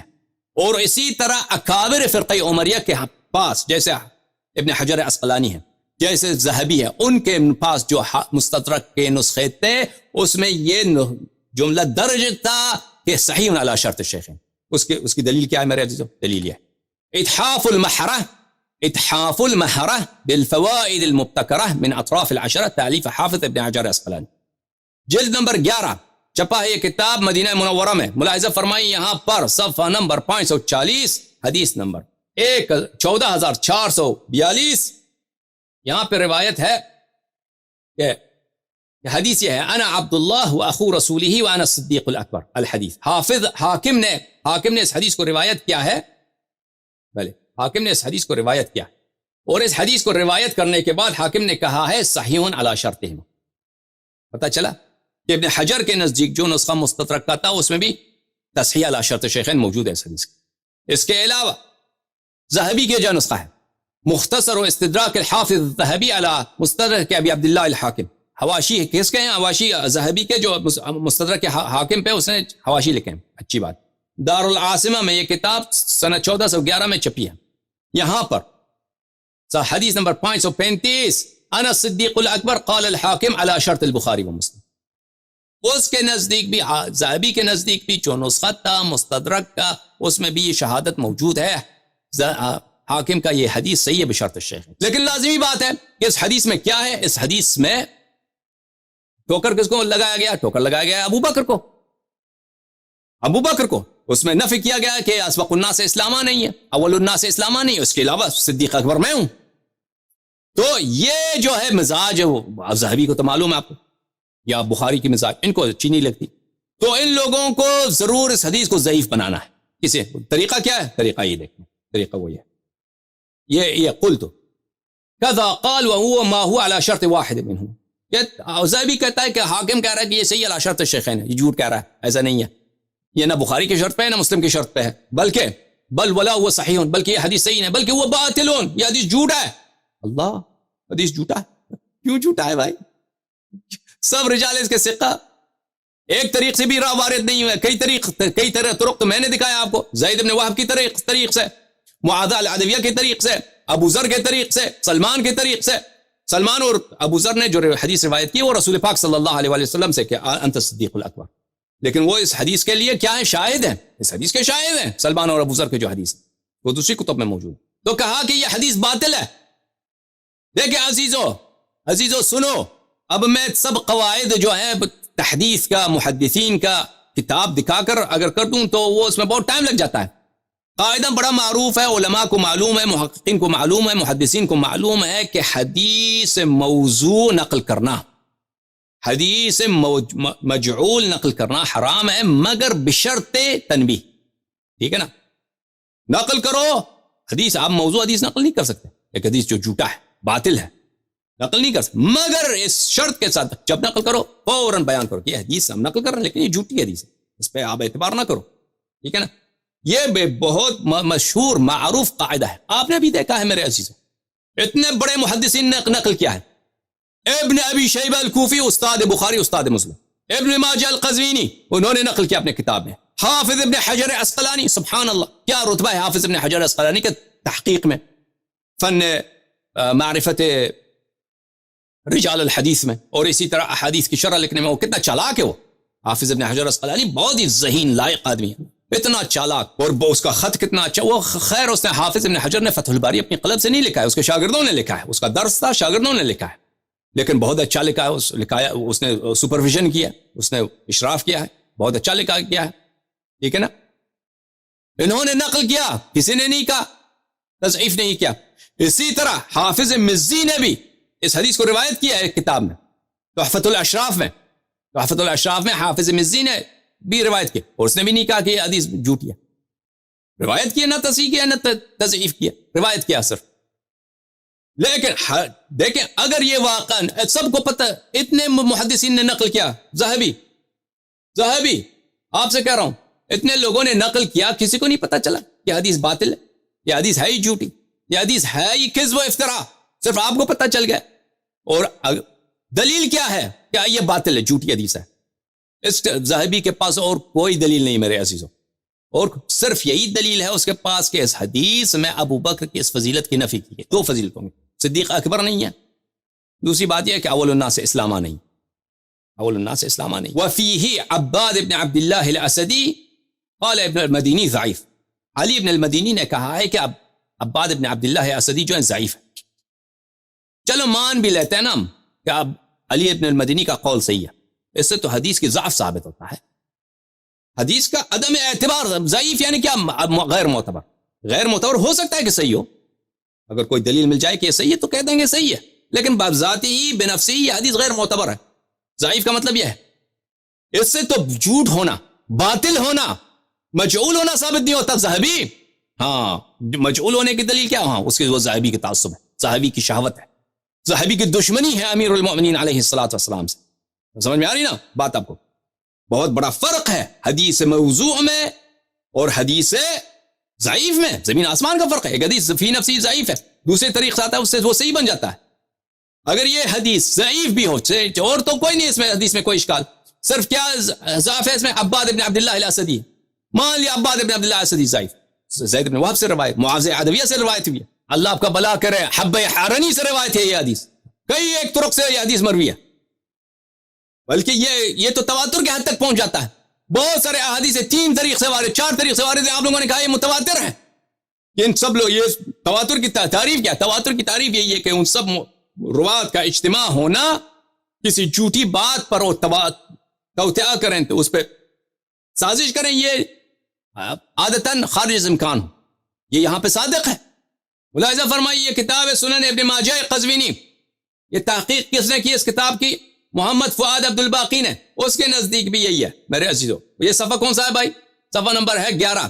حدیث نمبر 120 وہ اس حدیث کو نقل کرتا ہے قال علی علیہ السلام عبد الله واخو رسوله صلى الله عليه وآله وانا الصديق الاكبر بلے رواه الحاکم فی المستدرک عن المنہال وقال صحیح علی شرط الشیخین. حافظ نے بھی روایت کی ہے اس کو اور فرمایا ہے حافظ نے کہ یہ صحیح علی شرط الشیخین.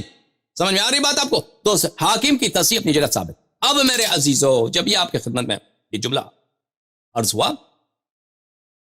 تو ہم مان بھی لیں کہ یہ علی ابن المدینی نے کہا ہے کہ یہ ضعیف ہے. مان بھی لینا. ہاں زاہبی کہتا ہے کہ علی ابن المدینی نے بولا ہے کہ یہ ضعیف ہے. وہ تیری سند کہاں ہے علی ابن المدینی؟ تم تو ہر بات کے لیے سند مانگتے ہو, ہم آپ سے سند مانگتے ہیں. زاہبی علی ابن المدینی کی وفات ہے سنہ 234 میں, آپ کی وفات ہے 8ویں صدی میں. آپ کو کہاں سے پتہ چلا کہ علی ابن المدینی نے اس کی تضعیف کیا ہے؟ کوئی دلیل بھی تو دکھاؤ نا. علی ابن المدینی نے کہا ضعیف. چل مان لیا یہ ہم اس کو چھوڑ دیں. تم ہر بات کے لیے سند مانگتے ہو, ہم آپ سے سند مانگتے ہیں کہ علی ابن المدینی نے کہا کہ ضعیف. اس کے بعد مان لیا کہ اس نے کہا ضعیف. لیکن حافظ ذہبی کیا تم یہ قاعدہ بھول جاتے ہو کہ تم نے خود کہا کہ آپ لوگوں کے نزدیک جرح اگر غیر مفسر ہو, اگر غیر مبین السبب, جرح اگر غیر مبین السبب ہو. جرح غیر مفسر کس کو کہتے ہیں؟ غیر مبین السبب کس کو کہتے ہیں میرے عزیزو؟ جرح کسی جب کرتے ہیں نا, کہتے ہیں فلانا آدمی کی حدیث نہیں قبول, فلانا آدمی کی حدیث نہیں قبول. اور بھائی اس کی سبب بھی بیان کرو. اگر سبب بیان کیا تو یہ جرح مفسر ہے. جرح اس کی تفسیر کی گئی ہے. جرح کی تفسیر مبین السبب ہے, سبب اس کا بیان کیا گیا. مثلا میں کہتا ہوں اس آدمی کی حدیث نہیں ماننا. کیوں نہیں ماننا؟ وہ آدمی بڑا جھوٹا کا آدمی, وہ اس آدمی کا حافظہ غلط ہے, وہ آدمی کو غلط فہمی تھی, وہ حدیث کچھ اور سنتا تھا, کچھ اور لکھتا تھا. مثلا وہ یا عقیدہ اس کا باطل ہے, وہ آدمی مرتد تھا, مثلا دشمن خدا دشمن رسول صلی اللہ علیہ وسلم تھا. مثلا اس طرح کو سبب ہوتا ہے. کوئی آدمی کیوں اس کی حدیث غیر معتبر؟ اگر سبب بیان کیا تو وہ کیا ہے؟ جرح مفسر. سبب نہیں بیان کیا وہ جرح غیر مفسر. اب میرے عزیزو بخاری نے کیا کہا؟ بخاری نے کہا کہ عباد ابن عبداللہ فیہ نظر. عباد ابن عبداللہ میں ایک بات ہے. وہ بات کون سی بات ہے؟ اس نے تو توضیح تو نہیں دی نا, توضیح تو نہیں دی. وہ بہت سارے بڑے سے بلکہ بعض صحابہ ہیں بخاری نے ان کو متعلق کہا ہے کہ فیہ نظر. بخاری تو سب کے متعلق, بہت ساروں کے متعلق اس نے کہا فیہ نظر. سبب بیان کرو. بخاری اس میں ہم دیکھیں کہ واقعا تم یہ جرح کرتے ہو کہ فلانی اس میں فیہ نظر ہو, اس میں ایک بات ہے. وہ کون سی بات؟ یا علی ابن المدینی نے کہا کہ ضعیف, وہ فلانی ضعیف ہے, کمزور ہے. کس بات کی کمزور ہے؟ کمزوری کیا ہے اس میں؟ کمزوری ایک دفعہ یہ ہے کہ علم بہت کم ہے. ایک آدمی کا علم بہت کم ہے, مثلا علم زیادہ نہیں ہے, کمزور ہے علم میں. ایک دفعہ اس کا حافظہ کمزور ہے. ایک دفعہ یہ ہے کہ وہ مثلا کمزور ہے کہ وہ غیر معتبر ہے کیونکہ جھوٹ بولتا ہے, کیونکہ وہ یادداشت اس کی ضعیف. بتاؤ کیوں اس کو ضعیف کہتے ہو تم؟ یا کوئی ذاتی دشمنی ہے تمہاری؟ کیوں ضعیف بولتے ہو؟ تو اس نے بھی وجہ نہیں بتائی. تو جرح کیا ہے؟ جرح غیر مفسر. جرح غیر مفسر کیا ہے میرے عزیزو؟ کتاب الکفایہ فی علم الروایت, تصنیف الحافظ خطیب البغدادی, ابو بکر خطیب بغدادی, صاحب تاریخ مدینہ السلام.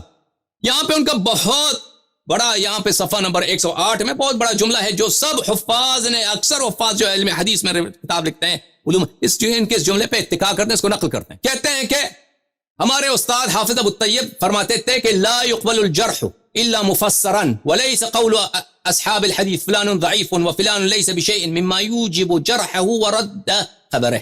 کہتا ہے کہ جرح مقبول ہی نہیں, جرح مسموع ہی نہیں ہے, جرح پہ کوئی اعتبار ہی نہیں مگر یہ کہ مبین السبب, سبب واضح ہو. کیوں آپ کسی کی تضعیف کر رہے ہیں؟ کوئی شخص کہتا ہے کہ اگر وہ فلانی ضعیف ہے, فلان ليس بشيء, فلانا شخص اس کی کوئی اہمیت ہی نہیں, وہ تو ہے, وہ 2 پیسے کا آدمی نہیں. اب 2 پیسے کا آدمی, وجہ تو بتاؤ 2 پیسے کا آدمی نہیں ہے. اس سے کسی کی جرح نہیں ہوتی, اور اس جرح کی وجہ سے کسی کی حدیث مردود نہیں ہوا کرتی. صحیح سمجھ آئے نا بات اب؟ وَإِنَّمَا كَانَ كَذَلِكَ لِأَنَّ النَّاسَ اخْتَلَفُوا فِيمَا يَفْسُقُ بِهِ فِيمَا يُفَسَّقُ بِهِ فَلَا بُدَّ مِنْ ذِكْرِ سَبَبِهِ لِيُنْظَرَ هل هو فسق ام لا. کیونکہ یہ کسی شخص کی حدیث مردود ہے, اس کے مختلف وجوہات ہوتی ہیں, اور فسق یہ نہیں ہے. آپ ایک چیز کو مثلا ایک شخص ہے, کیا ہے؟ حنفی ہے. احناف جو تھے وہ اہل حدیث کے نزدیک یہ بالکل مردود اور منحرف لوگ تھے. یا ایک شخص ہے مثلا بخاری کی طرح, وہ کہتا ہے قرآن مخلوق ہے. ایک شخص ہے احمد ابن حنبل کی طرح کہتا ہے جو بھی کہے کہ قرآن مخلوق ہے وہ کافر ہے. ٹھیک ہے نا. بخاری کہتا ہے قرآن مخلوق ہے, اسی کی وجہ سے اس کو مار پڑی تھی, اس کو نکالا گیا تھا بخارا سے. احمد ابن حنبل کے نزدیک یہ کفر ہے. ٹھیک ہے نا. فسق, ایک شخص کہتے فسق کا ایک تعریف نہیں ہے سب لوگوں کے پاس, فسق کے مختلف تعریفیں ہیں. آپ کی شخص کی حدیث رد کرتے ہیں, کس لیے رد کرتے ہیں؟ یہ جملہ ان کا کافی طولانی ہے, لیکن میں ان سب کو آپ کے لیے نقل نہیں کرتا کیونکہ اس میں بہت ٹائم لگ جائے گا سب کو نقل کرنے میں اور ترجمہ کرنے میں. یہ کتاب ہے عمدۃ القاری فی شرح صحیح البخاری تالیف الحافظ العینی, جز نمبر 1, چاپ ادارۃ الطباعۃ المنیریہ. یہاں پہ صفحہ نمبر 8 میں عینی صاحب فرماتے ہیں فی الصحیح یعنی بخاری میں جماعت جرحهم بعض المتقدمین, ایسے روات موجود ہیں بخاری میں جن کو علماء متقدمین نے, پرانے علماء نے ان کی جرح کیا. یہ بھائی یہ تو ہے ہی نہیں, یہ تو فاسق آدمی, اس کی حدیث نہیں سننی چاہیے. اچھا, وهو محمول على انه لم يثبت جرحهم بشرطه, ہم کہتے ہیں کہ یہ انہوں نے جرح کیا ہے, ہم اس جرح کو حمل کرتے ہیں کہ یہ شرط, یہ ان کی جرح شرط مقبولیت کے ساتھ نہیں ہے. ان کی جرح شرط مقبولیت کے ساتھ نہیں. کیوں نہیں ہے؟ جو جرح کیا ہے وہ شرط مقبولیت جرح کی؟ ہاں کہا فإن الجرح لا يثبت الا مفسرا مبين السبب عند الجمهور. جمہور علماء کے نزدیک, قاطع اغلبیت اکثریت کے نزدیک علماء جرح قبول ہی نہیں ہوتی مگر یہ کہ مفسر ہو, مبین السبب ہو. ٹھیک ہے نا. اچھا, میں اس بات کو, اس موضوع کو سمیٹ لیتا ہوں. یعنی جرح, اس سے زیادہ میں تفصیل نہیں دیتا کہ جرح غیر مفسر قبول نہیں ہوتے. اور عباد ابن عبداللہ کی جرح کیا ہے؟ غیر مفسر. ہاں, کم از کم یہ جو ہے صدیق اکبر والی جو ثابت کریں, صدیق اکبر والی جو امیر یہ ہے اس حدیث کے آنا صدیق الاکبر, اس کی تصحیح ثابت کریں. پھر ابو بکر صدیق اکبر نہیں ہے, وہ کل انشاءاللہ اختصار کے ساتھ وہ کل بیان کریں. اچھا میرے عزیزوں, ذہبی نے کہا کہ علی ابن المدینی نے کہا کہ عباد ابن عبداللہ ضعیف ہے. تو عزیزو, عباد ابن عبداللہ امیر المؤمنین علیہ الصلوۃ والسلام کے صحابی ہیں. امیر المؤمنین علیہ الصلوۃ والسلام کی شہادت ہے سنہ 40 ہجری کو. ہم یہ مان بھی لیں کہ اس زمانے میں عباد ابن عبداللہ کی عمر 20 سال تابعی ہیں, تو زیادہ سے زیادہ سنہ 80 تک وفات ہو گئی, سنہ 100 تک وفات ہوا ہوگا نا, سنہ 100 تک. یعنی ایک آدمی کا عمر کتنا ہے؟ 70 سال, 80 سال, 90 سال. سنہ 100 110 تک زیادہ سے زیادہ زندہ رہا ہوگا, اس کے بعد مرا ہوا ہوگا عباد ابن عبداللہ. علی ابن المدینی کب مرے ہیں؟ سنہ 234 میں. سنہ 234, یعنی ان دونوں کے درمیان بڑا زمانی فاصلہ ہے. 150 سال کے قریب زمانی فاصلہ ہے عباد ابن عبداللہ اور علی ابن المدینی کے درمیان. اب علی ابن المدینی کہاں سے کہہ رہا ہے کہ یہ ضعیف ہے؟ اس کو دیکھا تو نہیں ہے, اس کے باپ کو بھی نہیں, علی ابن المدینی کے باپ نے بھی اس کو نہیں دیکھا, علی ابن المدینی کے دادے نے بھی اس کو نہیں دیکھا. فاصلہ بہت ہے ان دونوں کے درمیان, زمانہ بہت گزرا ہے ان کے درمیان. کہاں سے کہہ رہا ہے کہ یہ ضعیف ہے؟ علی ابن المدینی کے بعد کا ہم کیوں اعتبار کریں؟ ٹھیک ہے نا, وجہ بتاؤ کیوں اعتبار کریں جب سب علماء نے دیکھیں. میں ایک اور جملہ بھول گیا میں آپ کو بتانا کہ جرح مفسر السبب اگر نہ ہو تو مردود ہے, لیکن توثیق کے لیے شرط نہیں ہے کہ مفسر السبب, توثیق کے لیے ضروری نہیں ہے کہ مفسر السبب. یہ بالاجماع یہ بات آپ کہہ رہا ہوں. تو علی ابن المدینی کا زیادہ سے زیادہ بات یہ ہے کہ اس کا اجتہاد ہے, اس کا وہم, اس کا ایک تخمین ہے, ایک اندازہ ہے کہ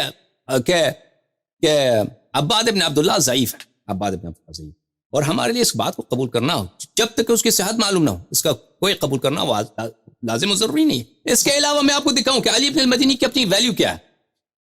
تاریخ بغداد او تاریخ مدینہ السلام الجزء 11، چاپ دار الکتب العلمیہ، چھپا ہے سنہ 2004 میں. یہاں پہ ملاحظہ فرمائیے صفحہ نمبر 463 میں یہ زندگی نامہ ہے کس کی؟ علی ابن المدینی. علی ابن المدینی یہ مدینے کا نہیں ہے، یہ بصرے کا ہے، نام اس کا علی ابن المدینی. اچھا یہاں پہ صحیح سند کے ساتھ وہ روایت کرتے ہیں ابن ابی داؤد السجستانی. ابو داؤد السجستانی جو صاحب کتاب سنن ابو داؤد ہیں، اس کے بیٹے ابن ابی داؤد السجستانی. ابن ابی داؤد السجستانی معتصم یعنی بنی عباس کے دربار میں وہ قاضی تھے. بغداد اس زمانے میں کیپٹل تھا، نہ پورے عالم اسلام کا، پوری دنیا کا کیپٹل تھا بغداد. ثقافت، علم ہر لحاظ سے آگے، اور سب علماء کا رخ بھی کہاں تھا؟ کی طرف تھا، بغداد کی طرف. وہ تھا معتصم، یہ جو لوگ معتزلی تھے، اہل اعتزال میں سے تھے. اچھا، محدثین کے نزدیک، جماعت عمریہ کے جو محدثین ہیں ان کے نزدیک اللہ تعالیٰ آسمان میں نستجیر ہوگی. ہاتھ ہے، اس کے 2-3 ہاتھ ہیں، 2-3 ہاتھ بھی بائیں طرف ہیں، دائیں طرف، سب اس کے ہاتھ دائیں طرف ہے. عجیب سی مخلوق ہے.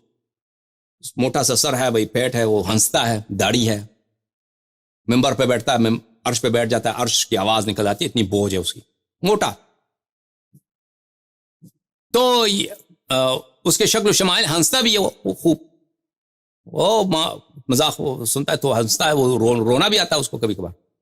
وہ اوپر نیچے بھی جاتا ہے، آسمان سے نیچے بھی آتا ہے.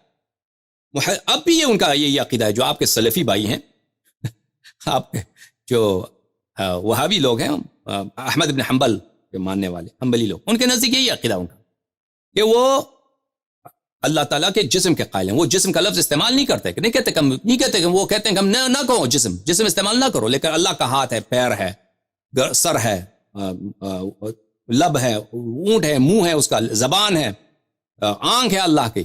تو یہ اسی کو جسم تو کہتے ہیں نا، اسی کو جسم تو کہتے ہیں. تو اس کے مقابلے میں اہل اعتزال، ان کا عقیدہ شیعوں سے بہت قریب ہے. وہ کہتے ہیں نہیں، اللہ تعالیٰ جو ہے اس کسی جہت میں ہے ہی نہیں، کسی جہت میں ہے نہیں، اللہ تعالیٰ کے جسم ہی نہیں ہے. اشاعرہ کا بھی یہی عقیدہ ہے، ماتریدیہ کا بھی یہ عقیدہ ہے کہ اللہ تعالیٰ جسم نہیں، اللہ تعالیٰ جہت میں نہیں، اللہ تعالیٰ وہ کسی جہت میں واقع نہیں ہوتا. لیکن یہ ماتریدیہ اور اشاعرہ عجیب بات ہے. ایک طرف سے کہتے ہیں کہ وہ جسم نہیں، پھر دوسری طرف سے کہتے ہیں کہ وہ روز قیامت نظر آتا، اسی آنکھ سے نظر آتا. تو بھائی اگر وہ جسم یہ ان کے عجیب و غریب باتیں ہیں. ایک طرف سے کہتے ہیں کہ اللہ جسم نہیں ہے، جہت میں نہیں ہے، دوسری طرف کہتے ہیں وہ نظر آ جاتا. تو بہرحال ابو داؤد سجستانی قاضی تھا معتصم کے دربار میں. معتصم کیا ہے؟ معتصم معتزلی. اور معتصم جو ہے، یہ لوگ، یہ احمد بن حنبل کے جیسے جو لوگ تھے، محدثین تھے، ان کو پکڑ کے ان سے توبے کرواتے تھے. ان کو مارتے تھے کتے کی طرح. ابن عباس ان کو مارتے تھے. وہ کہتے تھے بولو قرآن مخلوق ہے یا مخلوق نہیں ہے. تو ان کے نزدیک تو کفر تھا، محدثین کے نزدیک جو کہ قرآن مخلوق ہے وہ کفر ہے. وہ کہتے ہیں قرآن مخلوق نہیں، قرآن ہمیشہ ہے، ہمیشہ سے رہا. وہ اس کو مارو جب تک ان سے توبہ کرواتے. ٹھیک ہے نا. اسی طرح ان سے پوچھتے تھے کہ بھئی بتاؤ خدا کہاں ہے، اللہ کہاں ہے؟ وہ کہتے ہیں اللہ آسمان میں، پیر ہے، ہاتھ ہے. کہتے ہیں جی ہاں، مارو اس کو. تو اس کو خوب مارو. یہاں پہ انہوں نے روایت کی خطیب بغداد نے کہ ابن ابی داؤد نے کہا معتصم سے، خلیفہ سے کہا، یا امیر الفاسقین، هذا يزعم يعني احمد بن حنبل ان الله يرى في الاخره والعين لا تقوى الا على محدود والله تعالى لا يحد. کہا خلیفہ سے کہ اس نے چغلی لگائی کس کی؟ احمد بن حنبل. کہ احمد کا عقیدہ تو یہ ہے کہ اللہ قیامت کے دن نظر آئے گا. تو بتاؤ، تو اور وہ چیز وہی نظر آتا ہے جو محدود ہو، جس کی حد ہو، اور اللہ کی کوئی حد ہی نہیں. یہ کیسا اس کا عقیدہ ہے؟ تو معتصم نے احمد کو بلایا، بولا کہ احمد، کیا تیرا یہی عقیدہ ہے کہ اللہ قیامت کے دن نظر آئے گا؟ اس نے کہا جی ہاں نظر آئے گا، میرا یہی عقیدہ. کہا کیوں؟ احمد نے کہا میرے پاس حدیث ہے رسول پاک صلی اللہ علیہ وسلم کی. تو فرمایا کہ وہ خلیفہ نے حکم دیا، بتاؤ حدیث کون سا ہے؟ احمد نے یہ کہا کہ روایت ہے حدثنا شعبہ عن اسماعیل عن قیس ابن ابی حازم عن جریر ابن عبد اللہ. قیس ابن ابی حازم نے روایت کیا جریر سے، جریر صحابیہ، کہ ہم نبی کریم صلی اللہ علیہ وسلم کے ساتھ تھے لیلۃ 14 من شہر، 14ویں کی چاند تھی. سورج معاف کیجیے، چاند بہت واضح روشن آسمان میں چاند نظر آ رہا تھا. تو پیغمبر صلی اللہ علیہ وسلم نے چاند کی طرف اشارہ کیا، اما انکم سترون ربکم کما ترون هذا البدر، یقین جان لو تم لوگ کہ تم قیامت کے دن اللہ کو جس طرح بھی اس چاند کو دیکھ رہے ہو، 14ویں کی چاند کو، اسی طرح قیامت کے دن اللہ کو دیکھو گے. لا تضامون فی رؤیتہ، لا تضامون فی رؤیتہ. اس کا مطلب یہ ہے کہ انسان جب چاند دیکھتا ہے دنیا میں تو ایک دوسرے کے ساتھ ضم ہو جاتا ہے، ایک دوسرے کے ساتھ ملتا ہے، پوچھتا ہے دوسرے چاند مجھے دکھاؤ، کہاں ہے چاند، ٹھیک ہے نا، ہلال جب آپ دیکھتے ہو تو ایک دوسرے کے ساتھ مل جاتے ہو کہ ہمیں دکھاؤ چاند کہاں ہے. لیکن قیامت کے دن اس بات کی ضرورت نہیں ہے.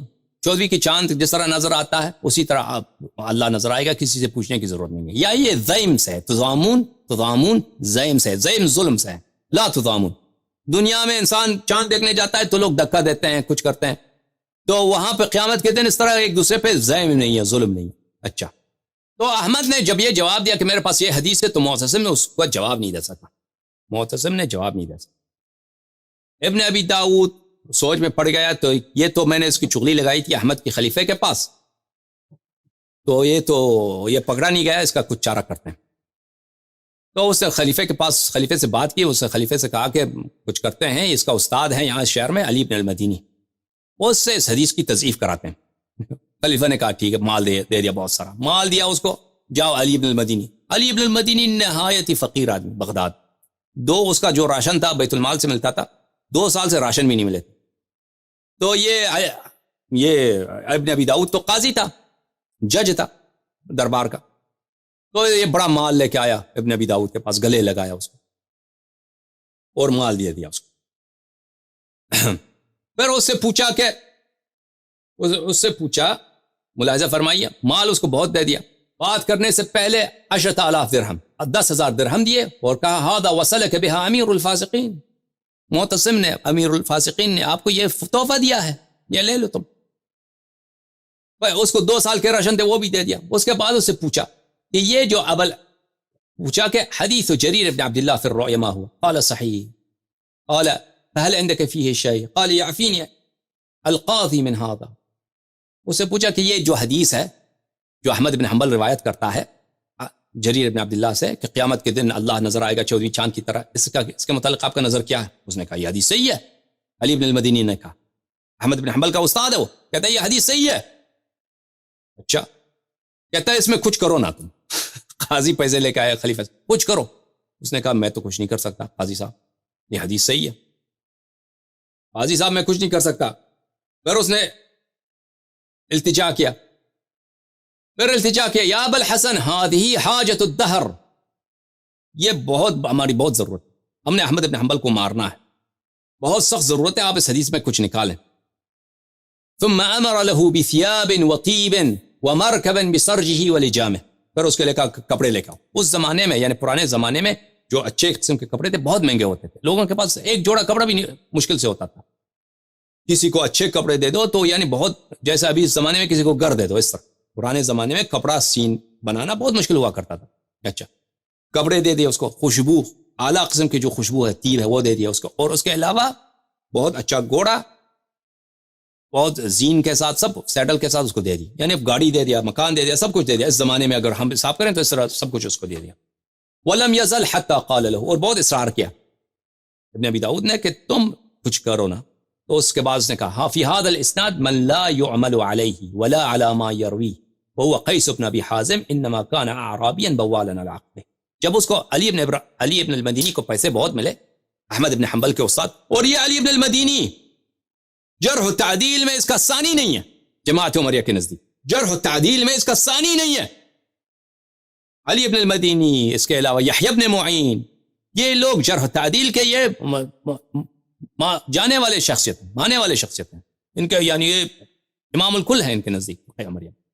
جب اس کو مال بہت دے دیا قاضی نے اور معتصم نے، خلیفہ نے، تو اس نے اس احمد بن حنبل کی حدیث کی اس طرح تضعیف کیا. کہا اس سند میں کون ہے؟ اس سند میں ایسا شخص ہے کہ اس کے کسی حدیث پہ کوئی عمل نہیں ہے اور اس کے کسی بھی روایت کی کوئی اعتبار نہیں ہے، وہ قیس بن ابی حازم. قیس بن ابی حازم کون ہے؟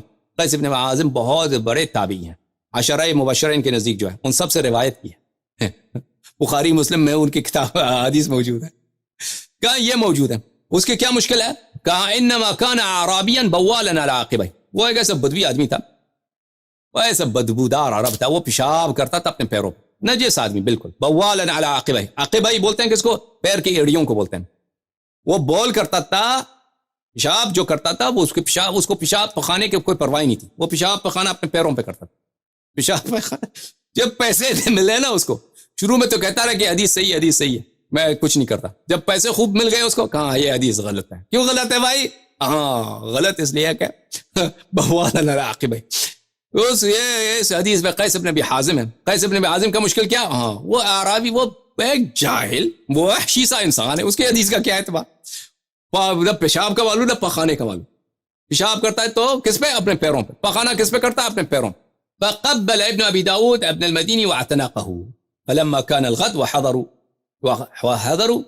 ابن ابی داود بڑا خوش ہو گیا, گلے لگایا علی ابن المدینی, اس کو بوسہ دیا اور وہاں سے نکل گیا. کل سب لوگ علماء پہنچ گئے خلیفہ کے پاس. احمد بن حنبل بھی آیا.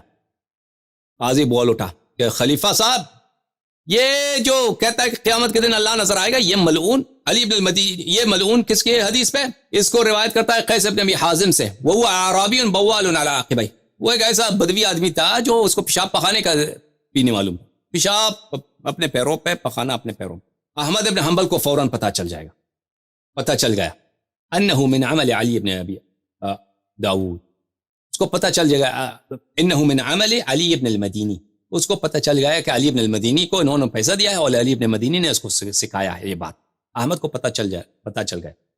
فکان هذا واشباہ من اوکد الامور فی ضربہ. پھر آپ کو پتہ ہے کہ احمد بن حنبل کو بنی عباس نے مارا بھی, اس کو جیل میں بھی ڈال دیا تھا, تو اسی باتوں کی وجہ سے, اس کے عقیدے کی وجہ سے. اچھا, اور اس طرح انہوں نے فرمایا ہے خطیب بغدادی کہ انہوں نے جو کہا ہے کہ قیس بن ابی حازم اعرابی بوال العاقبہ, یہ باطل بات ہے. بھلے وہ کہتے ہیں کہ سب علماء مجمعون علی الاحتجاج بروایت قیس بن ابی حازم و تصحیحہ, سب علماء کا اجماع ہے قیس بن ابی حازم کی حدیث صحیح ہے. تو میرے عزیزو دیکھو, یہ علی بن المدینی نے کہا ہے, ایک شخص ایسا ہے, کون؟ عباد بن عبداللہ, جو امیر المؤمنین علیہ السلام کی صحابی ہیں, ان کے شیعوں میں سے ہیں, وہ کوفے میں رہنے والے ہیں, ان سے حدیث نقل ہوئی ہے امیر المؤمنین علیہ السلام کی فضیلت میں. ان سے صرف نقل نہیں ہوئی, کئی طرق سے نقل ہوا ہے. اب اس کو حدیث کو مارنا ہے, حدیث کو ختم کرنا ہے. کیا کہا عباد بن عبداللہ نے؟ کہا ضعیف ہے. جب بھائی آپ کے ائمہ جرح و تعدیل پیسے لے کے لوگوں کی جرح کرتے تھے, تو ان کی جرح کے کیا اعتبار ہے؟ ان کی جرح کا کیا اعتبار ہے؟ جب وہ پیسے کی خاطر پیسے لے کر ایک ثقہ انسان کی جرح کر سکتے ہیں, تو دینی تعصب میں شیعہ تو اس زمانے میں بڑے مظلوم تھے. اہل بیت علیہم السلام تو ان کا قتل ہوتا تھا, شیعوں کا قتل کوئی پوچھنے والا ہی نہیں تھا. سب سے بڑا گالی یہی تھا کہ آپ کسی کو کیا کہہ دیں, رافضی ہے یا شیعہ ہے. تو اس دینی تعصب میں اگر آپ ایک شیعہ کو کہہ دیں کہ وہ ضعیف ہے, تو اس میں کون سی تعجب کی بات ہے, اور اس شہادت کی کیا ویلیو ہے؟ سمجھ میں آئی بات آپ کو؟ اچھی بات ہے دوستو. ابھی امیر المؤمنین علیہ السلام صدیق اکبر ہیں اور ابو بکر صدیق نہیں. میں نے صرف ایک حدیث آپ کو چڑھا کہ انس صدیق الاکبر, اس میں بہت ٹائم لگ گیا. تو میں تو یہ چاہتا تھا کہ صدیق اکبر, فاروق اعظم دونوں کو بیان کروں, اور یہ بھی بیان کروں کہ ابو بکر کیوں صدیق نہیں ہو سکتا, وہ بھی اختصار کے ساتھ, لیکن وقت نہیں ملا ہمیں. ٹائم دیکھیں, میں 1 گھنٹے سے زیادہ بول